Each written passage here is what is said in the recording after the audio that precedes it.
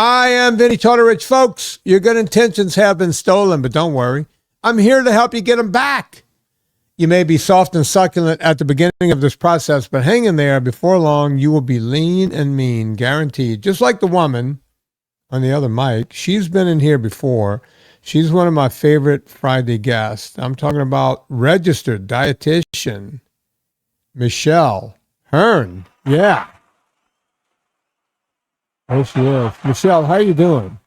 Hey, I am good. Thank you so much for having me back on. It's always a pleasure. You know, you're one of those people, you belong to an organization, as I like to say, that is putting out bad information, right?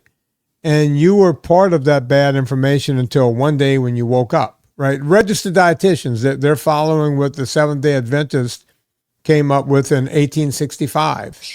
When your fearless, really bad. When your fearless leader had a premonition one night, and God came to her and said, "Hey, no one should eat anything with a face." Ellen G. White.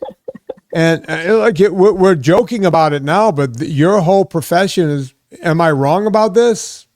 No, I mean that's what the nutrition guide. That's where it started. The nutrition guidelines have zero foundation in science, and actually a very long history. I mean, first started, like you said, with the Seventh-day Adventists and Ellen White, and started with religious beliefs, and then of course, a lot of political corruption. Yeah. And, Kellogg along the way became, he was part of that. He became famous for his cereal. And he was the father of dextrinization, turning a grain into sugar. And, when these guys with a lot of money, these industrialists come along, this is long before the internet. When your best friend owned a newspaper, you could get them to print whatever you wanted them to print, right? And they would get things done that way. So if we think all of this fake media and fake news and all that just started 5 minutes ago, this was happening in the early 1900s. Yes? No? How do you feel about that? Oh, absolutely. Yeah. And Kellogg's was, John Kellogg was one of the first students of Ellen White, worked in their institution. And that's what the purpose of some of the cereals, and they call them meat analogs, basically things we would consider like, Beyond Burgers of today. Their goal was if you ate this, it would remove any lustful thoughts. Like they literally were trying to prevent people from, in their words, lustful thoughts and masturbation. So that was their point: is less meat equals less lust. It's very strange. Well, look, I mean, and by the way, I'm not harping on someone's religion. I'm glad that people have God in their life and all of that good stuff. But, religion, a lot of religion has been steeped in, trying to control people and get people to think a certain way. I mean, it is what it is. It's funny how we can look at some religions and go, oh, that religion is stupid. They beat women over there, right? And look at these people. They if you're gay, they will throw you literally. They will defenestrate you. They will throw you out of a window. Right. Absolutely. And you go, well, that's crazy. It's like, well, is that any crazier than a religion who says, hey, we know that meat, this is how much we knew in the 1800s. We know that meat will make you virile and make you want, it will raise your testosterone. It will make you feel good. You will want to have sex. Therefore, let's cut meat out of the diet. Let's tell people that God told us that meat was bad. And in its place, we will put this cornmeal, and we'll shape it into flakes, and we'll give it to you for breakfast, right? That was the whole idea behind what they were doing. What could possibly go wrong? Yeah, how can this possibly be a bad idea? And when I say it, I know people out there are going to be, oh, come on, Vinnie, really? Come on. But you can back me up on this. These are facts, right? I mean, we're not making this up. This is how the Academy of Nutrition, the governing board of all dietitians, that was the foundation. That's where the nutrition guidelines came from. It was basically, like you said, somebody said, God told me this. Yeah. Well, look, in my first documentary, it's called Fat, a documentary for anyone who hasn't seen it. Before you put a documentary out there, before a company like Gravitas will buy it from you, they have to vet this thing right, left, and center. And this is not your attorney. This is their attorney that I have to pay for to vet the film, right? And they vet each and every line, each word. They're fine-tooth combing a documentary, right? And, they call you with a list of things that they need to fact check. And one of the fact check things was, hey, listen, you say some disparaging things about John Kellogg. And it was like, what did I say I was disparaging? And they said, well, you said that this guy did this, that, and I said, well, that's not disparaging. Those are what we like to call facts. And they went, well, this can't possibly be true. They made cereals that kids wouldn't masturbate. And went, oh yeah, not just kids, but yep. Grown ass men, everyone. Can you prove that? Oh yes, we can. And we did. It was left in the movie. Gravitas, their attorney signed off on that because we were able to prove that these are facts. It's pretty well documented. It's in their own the book that Ellen White wrote. yeah. That's what we did. We went and found their stuff and said, this is what they have. This is from them. We didn't come up with this. This is not AI. This is not the computer. This is not propaganda. This is from here you go. And you've never seen an attorney blown away more than these guys were blown away. They were like, we thought you just made that up out of whole cloth. It just seemed too fantastical. We had never seen. And there were several things like that in Fata documentary where the attorney went, well, right here, you say A, B, C, or D. And, oh yeah. And we would show them the facts and they just could not believe it. They cannot. Well, yeah, it's hard to believe that our entire nutrition guidelines, like what we've been taught, what we've been, not just in schools, but it's what runs hospitals and nursing homes and is wrong and is so fundamentally flawed and not based on science. It's like people are like, what you mean? Yeah, it makes your brain explode when you really dive in. Have you ever seen that movie? Have you ever seen Fata documentary? My first film? I have not. I need to see it. Oh, you need to watch it. You can watch it. I think it's free.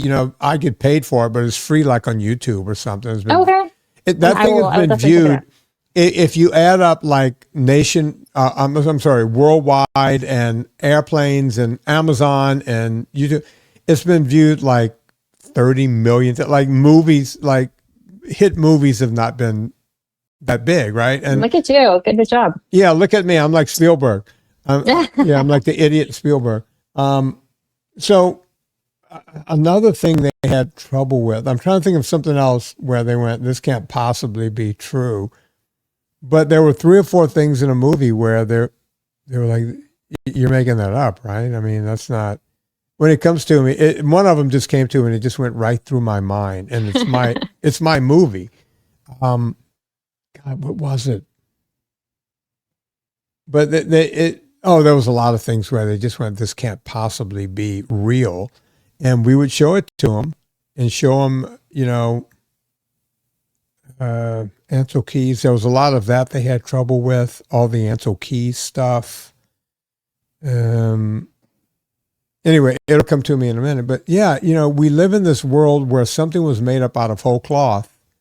And still today in 2025, doctors don't know anything about nutrition. They're never taught anything about nutrition. So in order to cover their ass, they'll say, I'm going to send you to a registered dietitian. You guys go through, you guys are registered and the whole thing. And you go, okay, we're going to follow these people, right? And that's what goes on. And you guys are still painting with that broad brush of meat is murder, meat is bad for you.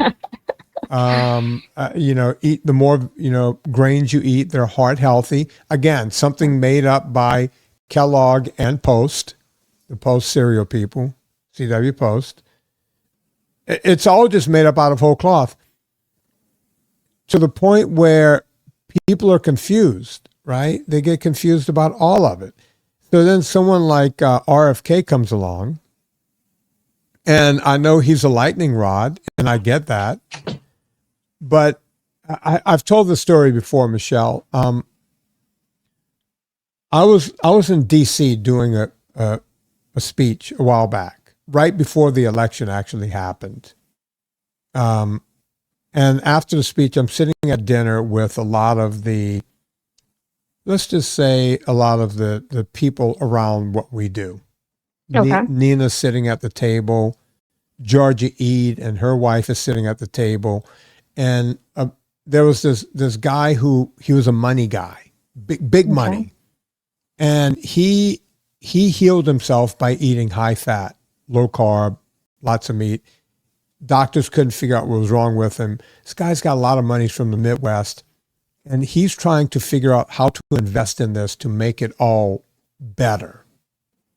So he turns to me during this dinner and he says, everyone here seems to think that you have the answers. And I said, well, I don't have the answers. I said, the beauty of me is I find the people with the answers. I find Michelle Hurn. I find Nina Teichels. I find Gary Taubes and all of them. I find them all. And I bring them on my show. I'm just a curator. They come on and drop the knowledge. And they'll say, yeah, but you somehow have a media savvy. What do you think needs to be done? And everyone around the table, there was some other who's there going, well, there's got to be a groundswell. There's got to be a groundswell. And I said, listen, I've been hearing about this groundswell for 15 years. I've done 3,000 podcasts. This groundswell, if it is happening, is not happening fast enough. We need this thing to pop. And he goes, well, what do you think the answer is? I said, I don't know if this is the answer. And I said, I'm sitting here and I'm looking at my friend Georgia and her wife, and I can pretty much guess who they're going to vote for. And I'm not talking Republican. I'm not talking Democrat. I said, but if either side allows RFK to get in there, although people hate him and think he's a nut and he's against vaccines or whatever, if somehow RFK can get in there, we can at least start the conversation of stopping some of these drug companies, stopping some of these food companies from putting all the crap into food. Stop. And you really think, I said, no, I don't know if he's the answer or not. I just know that he's a disruptor.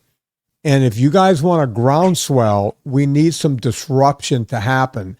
We can't have someone else in there just taking money from big pharma and big food, just rubber stamping everything. What say you? That's interesting. So I guess I could give you kind of how I feel on both of them, like maybe my excitement and my concern, because I'm cautiously hopeful. I'm very cautious too about him. I'm not a big rah-rah about Maha. I'm hoping Maha does something. Not even him per se. I love what has he done that's amazing. Like you said, he has brought it to the forefront that some of this shit is a big problem. Right. We have a problem with food dyes. We have a problem with the food pyramid. And I love that, hey, the saturated fat guidelines are totally bogus and outdated. Yes. My concern is, as long as you have corporate lobbying, he can scream until the cows come home and they will just say hey, that's cool. Thanks. Blah, next. It'll just go to the Congress and they'll just say, yeah, that's cute. No, thank you. I mean, Nina's been screaming since I was a very young human, saying that hey, look, every single member of Congress is sponsored by at least one pharmaceutical. There's one lady that's sponsored by more than 30. She must be doing very well. And so although I worry it's a little smoke and mirror-ish, to where it's they're hey, let's appease these people. We'll get this guy in here and we'll be hey, cool, look at all the cool things we're going to do. But when they actually go to make me change, right, they're yeah, that's cute. No, because the food and pharmaceutical industry, specifically the pharmaceutical industry, is bigger and stronger than it's ever been. It's man, you thought it was big 4 to 8 years ago. I mean, Eli Lilly is about to become the first $1 trillion industry, so. Right. So that's kind of how I feel about that. Do I love a disruptor? Yeah. Do I think it's beyond time to have someone in there? But as far as gosh, I think I think if we're going to make change, it has to be like what you and I are doing. It has to be through podcasts, through movies, because most people still don't even just know how to eat, just the very basics. And like you said earlier, we have dietitians who are supposed to be the nutrition experts are completely brainwashed by their horrific education and the fact that we have to see a zillion patients and we don't have time and you just blame the system. So the whole thing is a mess. Yeah, you know, the example, I think you're 1,000% correct, Michelle, because I've often said this. You take the NRA. That's an example that's an example. Sorry, I don't want to interrupt you, but one of my dad's a huge history buff and very, very smart human. And he said, if you can't change things when children get murdered, I don't know, good luck. Well, I have a little different take on it. Okay, tell me. All right. So, and your dad will probably agree with me on this. Take the NRA. It's just like the NRA, when it comes to lobby, it's as big as food, drugs, and the teachers union, right? It's up there with the biggest lobbies. Small organization, lots of money. Okay. Well, what they want you to think is that the people on the right are for guns, right? They want AR-15s, they want guns, they want everything. And they want you to think that people on the left are against guns. Okay. Now, let's go back to, I don't know, let's go back to Clinton. You got Clinton. Did any gun laws change when he was in office? We had Obama for 8 years. Did any gun laws change? Democrat. Did any gun laws change? One gun law, any gun law change under Obama? Joe Biden? Any gun laws? Did anything change under Joe Biden? Zero. You've had 16, you had about 20 years of Democratic lawmakers, the president, 20 years worth. How many gun laws changed? Zero. As a matter of fact, the only gun laws that ever changed in any recent history, you weren't born yet, was something called the Brady Bill, which came from the right. And that was only because the president at the time was shot and Brady was shot. So here you go, here's a little something bill. So you'll go, well, Vinnie, what does that have to do with big pharma and big food? It has everything to do with it, because if you think the left is all about getting rid of guns, why won't they change one law when they're in power? Because they're getting just as much money from the NRA. That's the dirty little secret of it all. They get just as much money from the NRA as the right does. It's the dirty little secret. And your dad is 1,000% right. You go to Sandy Hook and shoot it up, you would think, looking at those horrific scenes, you would think there would be gun laws. Not one law changes.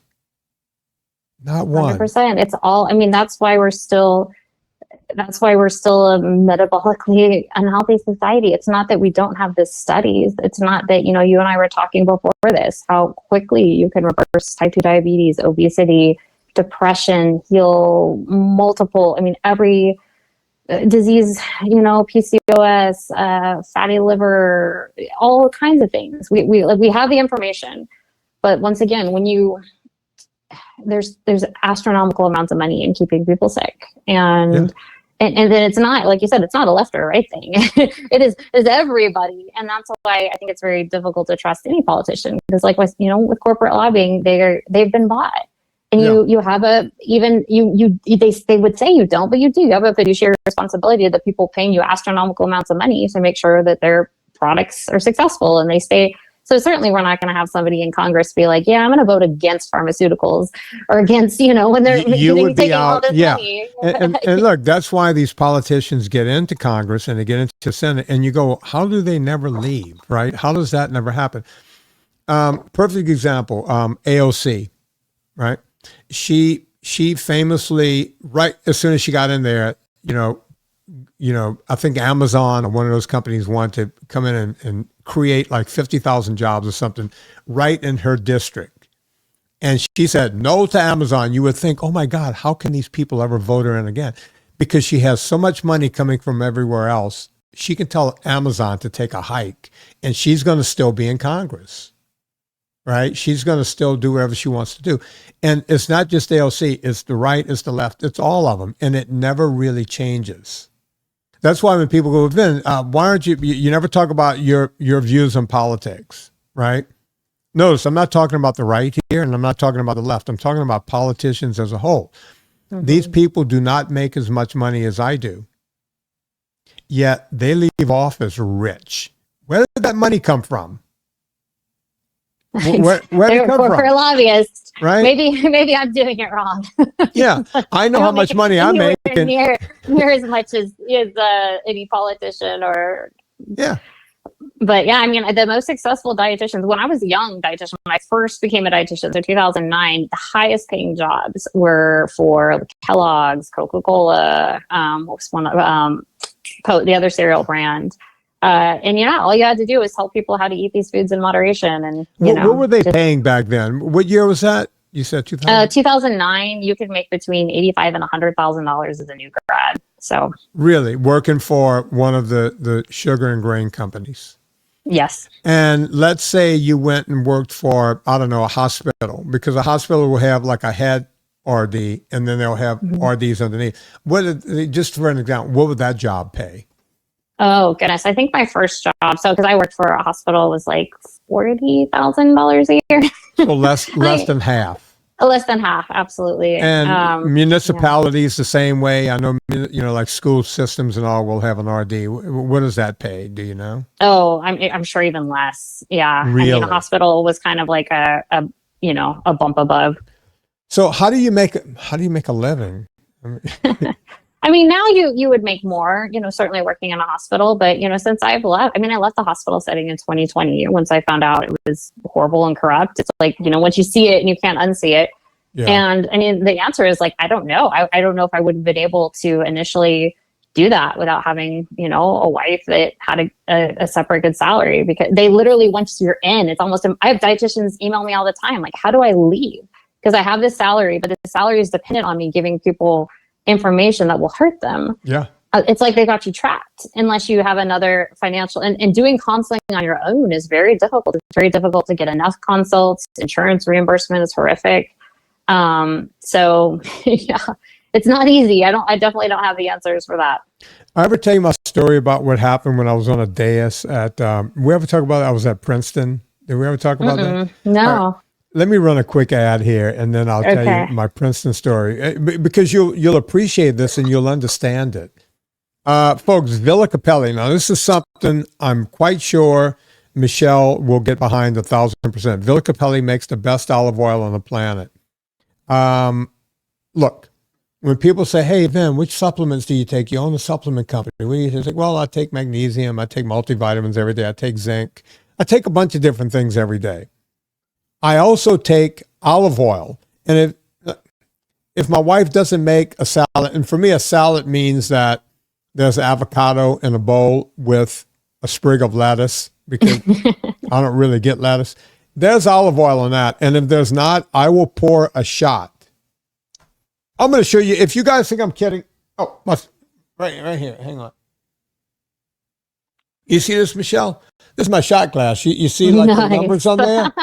This is made, it's made for espresso, so you can measure out how much, because I'm big on coffee. I pour right here, 1 ounce. And then I do a little something special. I'll take my molten salt and I'll sprinkle a little bit in there. Salt and olive oil together. Killer. Now listen, not all olive oil is the same. Michelle will be the first to tell you want to get those polyphenols. That's what's so healthy for you in the olive oil. But here's the problem. Most oils are cut, and they're cut a lot. They'll cut them up to 40% in this country and still call it 100% pure olive oil. They can lie like that. Again, we were just talking about lobbyists and food and the whole thing. It's another lie that, that's why the government, we don't really trust that they're going to tell you the right thing. You have to figure out the right thing. Villa Capelli is the right thing. I know what you're thinking. Really, Italians are doing the right thing? Yes, some of us are good. We're not all in the mafia. As a matter of fact, they don't even have an Italian mafia anymore. It's like other mafias now. At any rate, you want to get Villa Capelli. Paul Capelli was a close friend. Paul's husband, Stephen Crutchfield, Paul passed away a couple of years ago. Stephen could have sold that company, but he said, you know what? I'm going to keep Paul's legacy alive, and he's still making olive oil the old-fashioned way over in Puglia, and they won't sell it before it's time. Villa Capelli, let them know we sent you. Put in promo code Vinnie, VINNIE. You will save 10% every single time. Promo code Vinnie, VINNIE, no MPY, Villa Capelli olive oil. It's all I drink around here from my espresso shot glass, and it's what you guys should do at your house too. I see Michelle writing that down. She's going to probably buy some as soon as this is over. Michelle, so, I get invited to go talk to people, which is always odd to me because I feel like a fraud, like what do they call it, imposter syndrome. It's like, why do they want to hear from me type of thing?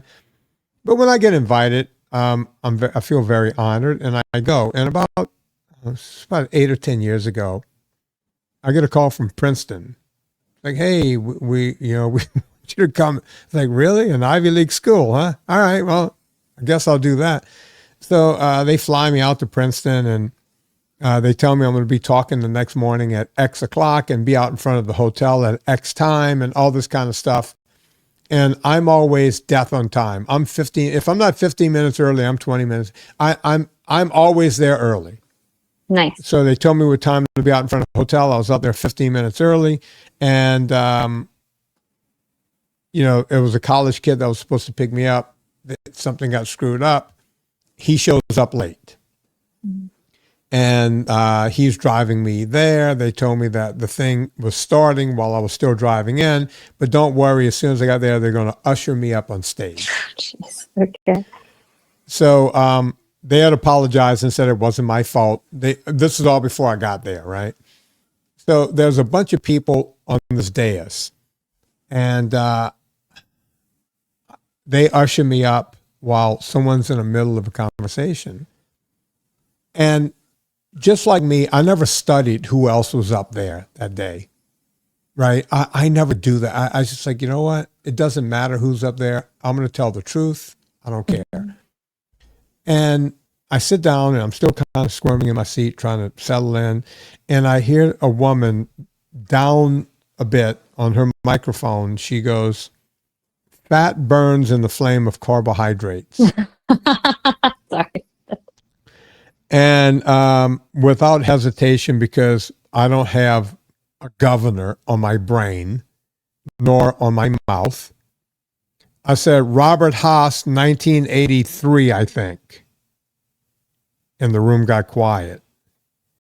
And the moderator said, "Who's Robert Haas?" I said, "Well, I think he was a doctor, or at least he called himself a doctor. Dr. Robert Haas wrote a book called Eat to Win around 1982 and 1983. And he wrote the words, 'Fat burns in the flame of carbohydrates. So if you never eat fat, you can't get fat.' Is that where you were going next, ma'am?" And she goes, "That's exactly where I was going." And I said, "So you think if you don't eat fat, you can't get fat?" She goes, "That's exactly right." And I said, all right. But you do realize that that book has been debunked left, right, and center. Turns out we had a lively debate, and it was a good debate. And after, there was a get-together, like a brunch for all the people that were up there, and everyone can mingle and come talk to us. And I see her coming over with a man, and I'm like, shit, I'm in trouble. Because I don't mean to hurt anyone's feelings. I'm just going to tell the truth, right? As you should. And she comes over with her, and it turns out the man was her husband. "Hi, I'm so-and-so. I'm the registered dietitian. I'm the head registered dietitian. to this very prestigious hospital. I'll tell you what it is off the air. Okay. But I won't tell you right now. I'm writing it down so I could tell you at the end. Okay. And I was like, I'm sorry, I didn't mean to. I said, you caught me when I first sat down. And she goes, tell me more about this Robert Haas. And I said, oh yeah, he wrote this book, and he was telling everyone just to eat sugar on top of sugar, and you can't get fat if you just eat sugar. And it was at the beginning of this whole don't eat fat, this whole saturated fat campaign. And that book, Eat to Win, was one of the early books. And we had a great conversation. We talked for probably an hour. And she took notes. She had never heard of Nina Teicholz. She had never heard of Gary Taubes. She had vaguely heard about the letter on corpulence by Banting. And you would think that they would teach you that on your way to becoming a registered dietitian. She didn't know about anything. I talked to her about cancer and cancer research and the ketogenic diet when it came to healing things like epilepsy, right? And I'm going through all these doctors and all this stuff, and it was right at the time where I was already doing all the research for Fat, a documentary, right? So it was all fresh in my head. And I'm telling her about all this stuff, right? All these doctors, and she's jotting everything down. And then we parted ways, right? She did her thing. I had to give another speech. They hired me to do 2 or 3 talks while I was there, and I left and the whole thing. But we traded numbers. And about a month later, my phone rang, and it was her. And she says, I've gone down all these rabbit holes. I've read all these books, and, you name it, I've read it. I've read about cancer and high-carb diets and all this kind of stuff. And I said, yeah? She goes, I have a real dilemma. I'm at a crossroads. I don't know what to do. She was the head registered dietitian at a huge hospital. And she goes, I can't unsee the truth now. Otto Warburg, I brought up everybody's name, right? Yeah. Banting, you name it, I brought it up. And she went down every rabbit hole. And she couldn't unsee the truth. I know that. I very much understand that. But how did you handle it? She never called. I don't know if she ever quit. I think her husband was a big time attorney, and they were well off and something. But I don't know if she stayed there. I don't know if she moved. I never talked to her again. What did you do? Where were you? Let's hear your story. Yeah. Well, I was a registered dietitian. I became a registered dietitian in 2009. Was also a high carbohydrate athlete, and I'm just as you said that, I literally laughed out loud because that was something that was taught to me. That you can, like, carbohydrates are the foundation of human nutrition. Every disease, whether you're overweight, underweight, kidney failure, you have to have these whole grains, especially like heart disease, low fat whole grains. And that, carbohydrate or fat burns in the flame of carbohydrates. It's so stupid and completely against human physiology. But it's like anything else. It's one of those things that's repeated over and over and over again. And people just take as fact, right? So, my ketogenic journey, I actually was trying to qualify for the Olympic trials in the marathon. And it just all of a sudden felt like my performance fell off a cliff. I went from being able to run 10 miles easily to I was breaking out in cold sweats. I had lifelong anxiety. I had an eating disorder when I was much younger and had periods through my adolescence and into adulthood where I, lost weight, relapsed, but always suffered with anxiety, depression, at times suicidal ideation. And so now here I am, 2019, I was 36 years old, and this dream of trying to qualify for the trials, and I can't run. And, I reached out to a few sports dietitians. I was like, hey, what am I doing wrong? You get your labs tested, everything's fine. And they said I needed more carbs, more sugar, more calories. Isn't that the crazy part, though, when they tell you to double down on the bad thing? And you know what's wild is it's just like when you're in pain and when you're hurting, and once again, I don't think I can fully tell, and you get it, but just from the time you're a young dietitian, you're going through school, it's carbohydrates. And you're also taught that if health coaches, anyone who's not a dietitian is a total bozo when it comes to nutrition. Right. So people that are saying like ketogenic diets are good or low carb diets are good, it's like, nope, those people are bozos. Right. So yeah, so I went from eating 300 to 350 grams of carbohydrates to up to 500 a day for several weeks. And as you can imagine, that didn't go particularly well. I literally remember driving to work and I had to pull over. Like I couldn't see. I was sweating. Like my eyes was getting blurry. I was like, what is going on? It was really scary. I thought, if I didn't eat every few hours, I would get anxious. And then, I shared my come to Jesus moment. And so at that time I was working in acute care and floating. So covering different areas and, working in oncology, and I had a very young patient pass away. So I came home early and my joints were aching, everything was hurting, and I fell asleep on the couch. And it was like, probably like 4:30 in the afternoon. And then I woke up and it was like 2 a.m, like just slept through the evening. And it was just, everything hurt. Like I was sweating and everything hurt, and I was out of answers. By that time I had talked to 2 dietitians, both said the same thing: more calories, more carbs. Got my labs run. Everything was fine. My doctor wanted to put me on, I was already on anti-anxiety medication. They wanted to put me on an antidepressant, and I was taking ibuprofen, trying alcohol, anything, and nothing was working. And I think we get to this point where we're just like, what do we do? Yeah. And so, I drove to 7-Eleven at 2:30 in the morning, got a bunch of ice, put it in the bathtub, and I'm in there crying in an ice bath at 3 a.m. And that's when my wife was like, we have to do something different, Yeah. And I'm bawling. I'm like, I'm done. We're done running. We're done. Like I said, I was 36 and I'm like, hey, look, this is for people in their 20s to try to qualify. And it's funny because, there's really low, horrible points. You don't think wow, this is going to be a pivotal turning point in my life, because that's when I, ended up, I just remember thinking God, if I'm not running, I know all these carbohydrates are not making me feel well. And I do want to say I wasn't just downing sugar and Gatorade. I was eating sweet potatoes, brown rice, oatmeal. All the stuff they tell you is good. And let me ask this. So Corinne walks in the bathroom. You're soaking in ice. But Corinne is not a health and fitness expert, right? She's just, she doesn't, is she an athlete at all even? Or what does she do? No.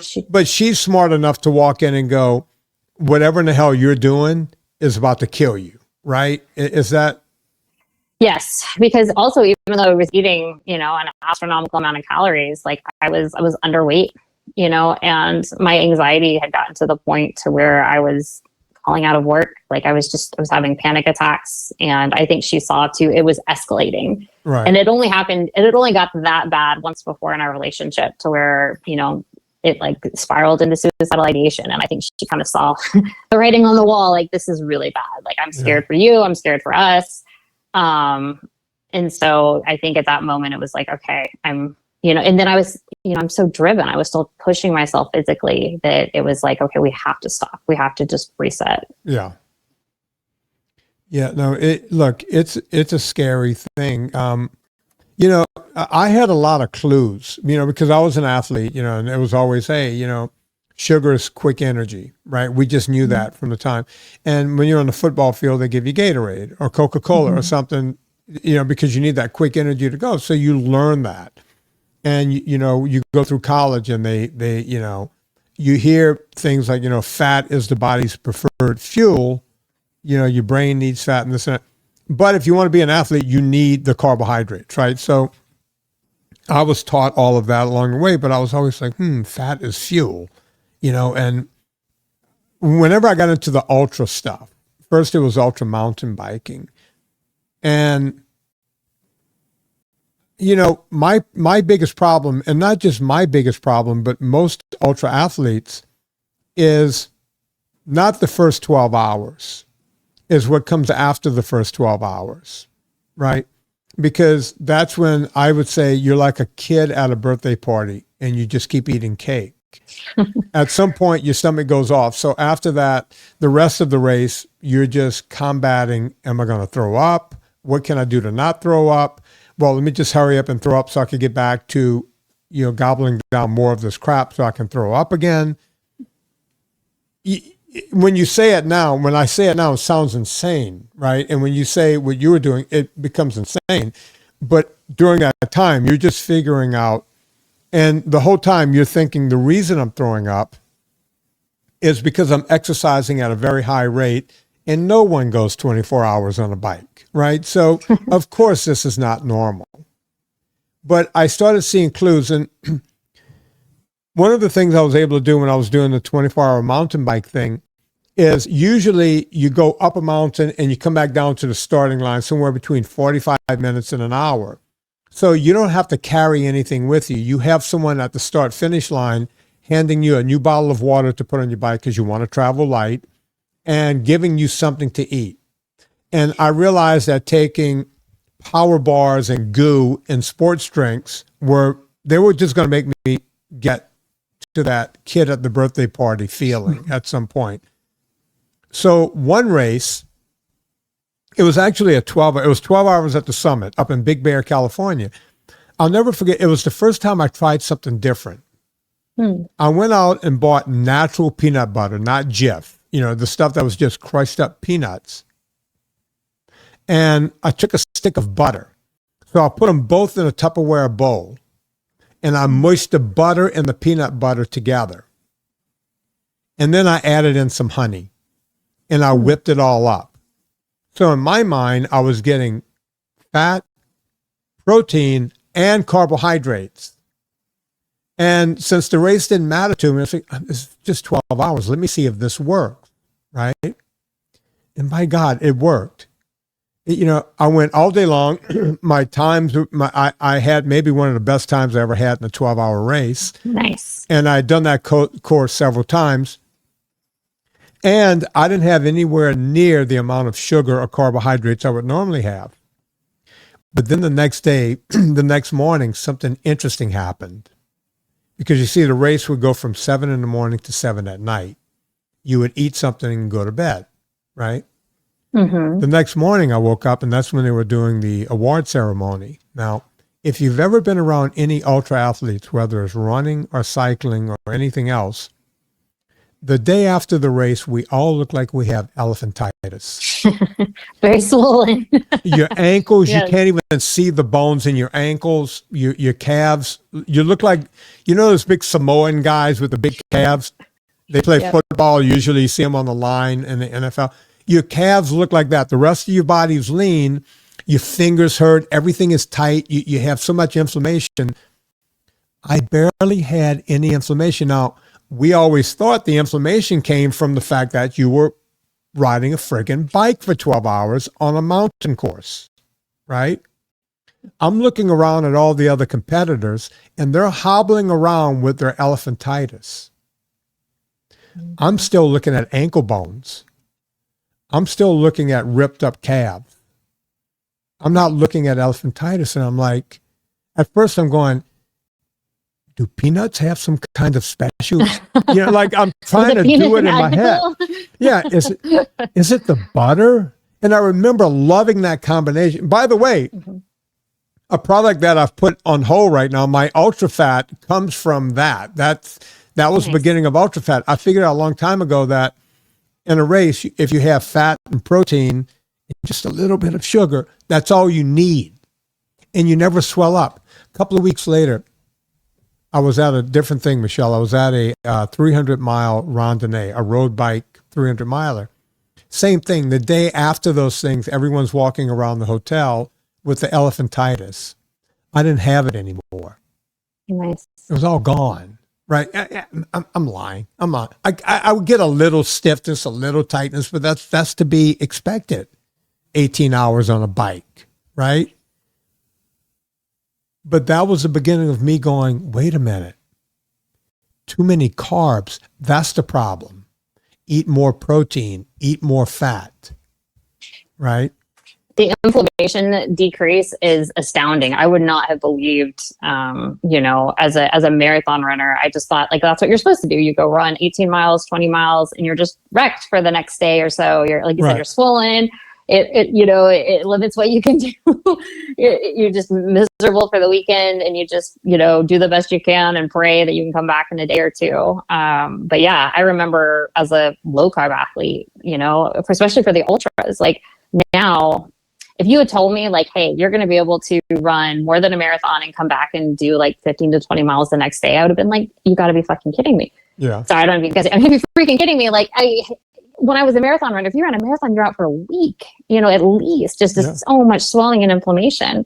But yeah, I now see that the massive amount of carbohydrates that I was eating was causing pain, was causing damage. And now it's just so nice. People can't believe. They're like, wait, you don't eat a lot of sugar and carbs? Like, no, I get up in the morning, coffee, MCT oil, and I'm out the door for, 10 to 12 miles, and then I get my day going. So yeah, it's wild. I just saw it. I was just out in the desert and watching the Badwater 135. And we're all staying at the same hotel that most of the runners and everyone's at. It's not just the guy running the Badwater. They have pacers that, that run 10 miles at a time. Even those guys get the elephantitis, right? Because they're sitting in the car eating snacks and cookies and everything else, going, okay, I got to get out of this car again in 5 hours and run another 10 miles with this guy. They're not running the whole race. And they're getting the elephantitis from just I call it elephantitis, folks. It's Corinne lit up. Corinne, I'm sorry. That's your wife. Michelle lit up when I said this because she knows exactly what I'm talking about. You look like you have elephantitis. Your feet swell up. Your ankles swell up. Same thing happens to people on airplanes. They'll go, oh, I can't take my shoes off on a plane. It's like, well, first of all, you shouldn't take your shoes off. Like, yeah, my feet swell when I fly. It's the altitude. No. That cabin is pressurized. Your feet are swelling because you're eating the crappy cookies and all the crap they're giving you and the crappy wine and all of that. You're sitting there for 5 hours eating crap. That's why your shoes are getting tight when you're on the plane. It's the same thing, right? Doesn't matter if you're running or not. You could be on an airplane saying, no, it's going to happen. And that inflammation is not good. I'm going to do a quick ad, and you and I were talking about something off the air. It comes up with everyone like you, doctors, registered dietitians, what have you, PhDs. We're going to talk a little bit about GLP-1s because I want to get your thoughts on it. Okay. Folks, purevitaminclub.com. We're back. That's right. I'm running the company myself. I couldn't trust anyone else. I took over the leadership of my own company. And ta-da, everything ships on time. Everything's always in stock. Everything is happening the way it's supposed to happen over at purevitaminclub.com. If there's a mess up, we take care of it right away. Usually it's something to do with USPS or whatever. But that has been cleared up to no end. We're back and we're shipping all the time. Go check out purevitaminclub.com. The purest vitamins on the planet. We use the highest quality product. You can't do any better than what we have, and we don't put any excipients or flow agents or sand. Yes, some people put sand in their vitamins just to fill it out. These are facts. PureVitaminClub.com does not use any of that. It's my guarantee to you, and we make these things where? In China? Oh, no. In Japan? Nope. Oh, Korea? Do we make them in Korea? No! We make them right here. It's got a little stamp on the bottle. Got the American flag on it right here in good old US of A. These are made right here in this country. Support our country by purevitaminclub.com. We're talking to Michelle Hurn. Michelle, everyone brings up the GLP-1s. And look, people get upset with me. They get, and Vinnie, you talk about the GLP-1s. They're helping me. It helped my wife. She lost 150 pounds. It's like, listen, I get it. It's helped a lot of people lose some weight, but I'm here on the ground floor. You're on the ground floor. I'm seeing more people calling me with problems than what I'm hearing people being helped, right? All I'm getting is problem after problem after problem, and it all has to do with GLP-1s. I was warned about this by Dr. Ben Bigman. I was warned about this by Trokalasian and Eric Westman. These are some of the smartest minds out there. These guys were saying early on, these things aren't good. We're not going down a good road. What say you? I would say I agree with every, that, like you said, those are some very smart humans, and I'm really grateful that I have access, to all of them. They're all in the American Diabetes Society with me. But I've never seen a drug. I've been I've been a dietitian, like I said, now for 16 years, where people seem to be almost like celebrated for using it. Usually people kind of like, oh, it's not like, oh, I'm on a statin. Let's have a statin club. Like, people are very proud almost to be using it. And, GLP-1s, I guess, and I'm sure Dr. Bickman and Eric Westman and everybody would agree and Tro, nothing in biochemistry is free. And I'm very concerned when we look at things in a vacuum, saying, and you're right, will these drugs cause you to lose weight? Yes, we have data that says they absolutely will. Do they suppress the hunger hormone ghrelin? Yes. But once again, when you can't affect one thing without potentially impacting other systems. And that is what we're seeing over and over and over again, and the most things that I've seen is people are having severe nausea and complications, like GI complications, and food isn't moving out of my stomach. And when they stop using it, they're still having that. They're not wanting to eat. We've had people with severe vomiting, people that are on them statistically, 70% of people stop after 2 years. And we know that a lot of the weight loss isn't fat. It's, you're losing some muscle and bone. And if you haven't really addressed that, you haven't fixed your eating, you haven't been doing resistance training, you're most likely going to regain that weight. You're not going to be regaining muscle and bone. You're going to be regaining fat. So yeah, probably the biggest concern, and it's a true story. So our dog has such allergies that we actually make his own food. He's so spoiled for him. So we're making, once a month, we make a bunch of Jackson food. He's a German Shepherd. And I literally remember thinking, like, wait, autophagy. Doesn't ghrelin impact autophagy?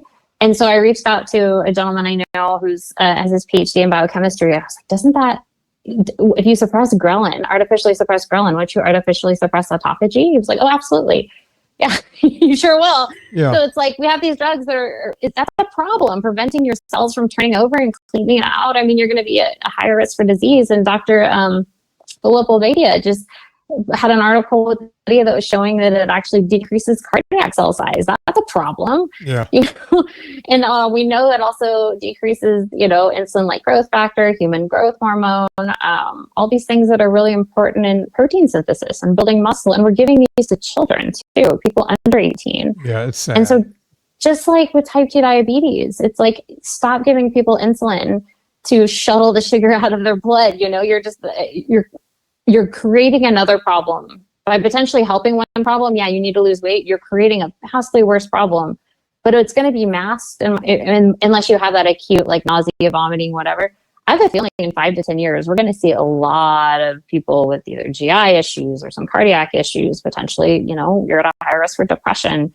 So yeah, it just seems like a really bad idea. Yeah, unfortunately, I've been saying from day one, from when the GLP-1s got really popular for weight loss, which was only a couple of years ago, I said, we're going to look back on this era and go, what the F were we thinking? What were we thinking? There's nothing, and whenever I would put those videos out there, people were like, oh, you're just jealous. Jealous of what? What? Yeah, jealous that I follow a way of eating that makes me a healthy human. Yeah. Yeah. Why am I jealous? I want people to lose weight. And if GLP-1s can help people lose weight without side effects, I would agree. One of the first big side effects, well, we always knew about the nausea and everything else, right? So that's one thing, because it slows down the gut, and people just feel, some people don't get the nausea, but good for them, right? But most people do. Whenever they have to keep raising it, like you go from Ozempic to Mounjaro to Wegovy, when you start upping the dose, it will slow your stomach down so much to where when people burp, it's putrid. It smells like roadkill to them and to everyone else who's around, because the food is getting rotten in their stomach. It's not passing through the way it's supposed to. There's nothing healthy about that at all. And if we think we're going down a good road, and early on, they were going, well, because doing what I do for a living, getting people to lose weight, we always knew that you're going to lose 15 or 20% of your weight in muscle if you lose it naturally, right? So if you lose 100 pounds, somewhere between 15 and 20 pounds of that is going to be muscle, unless you start exercising with your weight loss, right? And if you're 400 or 500 pounds, I get it. You really can't move much, but you can walk into a gym and start moving and doing lat pulls and maybe bench press and doing whatever you can, even if it's zero weight, just moving the bars around, getting into it. So there's a way to combat that if you're losing weight naturally. But if you did nothing, let's say you were confined to a wheelchair and I took 100 pounds off of you, some of that is going to be muscle, maybe 15 pounds, 20 pounds at the most. Most people as low as 10. So that's on a 100-pound weight loss. With GLP-1s, at first we thought it was 30 or 35%, which is 1/3 of your weight loss is in muscle loss. That's a scary number. But then we found out it was way more than that. And some of the numbers started coming back from studies, 40, 42%. Ben Bikman was the first one to go, oh no, it's half. For most people on the higher doses, they're losing half. Now, the thing you have to remember is one of the muscles in your body is called your heart, right? Your heart's going to be affected. Your heart is getting weaker along with everything else. And to your point, Michelle, as soon as you go off of these things, you don't just gain the weight back the way you would if you went off of a regular starvation diet. You gain it much faster. We don't know why. Ben Bikman he's explained the science to me, and it's a little too far for me. I think Tro tried to explain it to me also, but part of it is because you've lost so much muscle mass that, the fat just takes over and you're in a much worse position than you were before. And I'll keep shouting this from the mountaintops, folks. If you're on this stuff and you've lost a lot of weight, I'm happy for you. But Michelle said it early on. She's helping people just like me. We're helping people that have A1Cs of 10, 11, 12, and we get them below 5.6, which makes them non-type 2 diabetic anymore. These people end up coming off of sleep apnea machines. You might have heard Tro Kalayjian a couple of weeks ago on a Friday show. They're taking people off of CPAPs. They might be on 20 medications. They'll drop down to 2 or 3 medications. Are you seeing that same sort of thing, Michelle? Oh, absolutely. I mean, Dr. Mariella, we got somebody off 19 medications. Like, they were on an astronomical, they didn't even know what the medications, one was for the side effect of this medication. Yeah. So you can do that. And another worry I think you would share with this is beyond GLP-1s, but certainly the GLP-1 agonist, is it promises a quick fix. It doesn't teach you. If you're going to have sustained success, you have to change how you look at life. You have to change how you look at food, your relationship with food. How do I look at movement? How do I look at how I think? And it's such a big problem with our society that we think we can take a pill or inject ourselves and everything's going to be fine. It's like, no, you actually have to live differently. Right. So. Yeah, it's all kind of scary. And God, I feel bad for I have family members on GLP-1s, and I don't say anything to them. I'm wishing them well, but I know the outcome. I talk to too many people.